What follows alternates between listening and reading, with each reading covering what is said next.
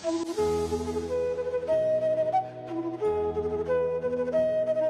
17, The Storm of Desire. Namaste, dear listener, and welcome back to Learning English through Krishna Philosophy, where timeless wisdom flows through words and English blooms from the garden of understanding.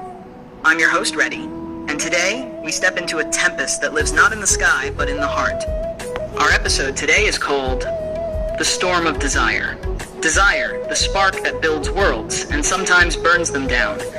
It's what makes us chase dreams, but also what can make us restless, greedy, or lost. So let's travel to Kurukshetra once more, where even the mighty Arjuna had to face a storm, not of arrows, but of desires. The morning sun was hidden behind clouds. A restless wind swept across the battlefield.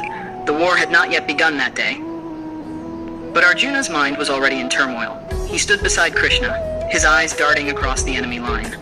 Among the Kauravas, his gaze stopped on Karna, his rival, his equal, his mirror. Arjuna's heart burned. He wanted victory, yes, but more than that, he wanted to prove. Madhava, he said, his voice trembling with intensity, I will defeat Karna today. The world must know that Arjuna is the greatest warrior alive. Krishna turned slowly, his calm eyes meeting Arjuna's fiery ones. And if you fail, Arjuna, he asked softly. Arjuna hesitated. Then I will not rest until I destroy him. Krishna's voice deepened. Arjuna, do you see this storm? He pointed toward the clouds swirling above. It looks powerful, but it destroys everything in its path. So does uncontrolled desire. Arjuna frowned. Desire drives us to act, doesn't it, Krishna? Without it, how can we fight, live, or love? Krishna smiled. Desire itself is not the enemy, Partha. But attachment to desire, that's the storm that blinds. The lesson of the fire, Krishna continued. Let me tell you a story of a fire that grew too proud. Once, there was a small sacred flame that lived in a temple lamp. It gave light to the priests, warmth to the devotees, and shone humbly in the dark. But one night, a gust of wind whispered, Why stay small? You could burn brighter, reach farther, light the whole forest. The flame felt powerful and proud. It grew, spread, and raged until it burned down the temple itself. When the ashes cooled, the wind returned and whispered, You see, even light can destroy when it forgets its purpose. Krishna looked at Arjuna. Desire, Arjuna, is like that flame. When guided by purpose, it brings warmth. When guided by ego, it burns everything, including the heart. Arjuna's bow lowered. His eyes softened.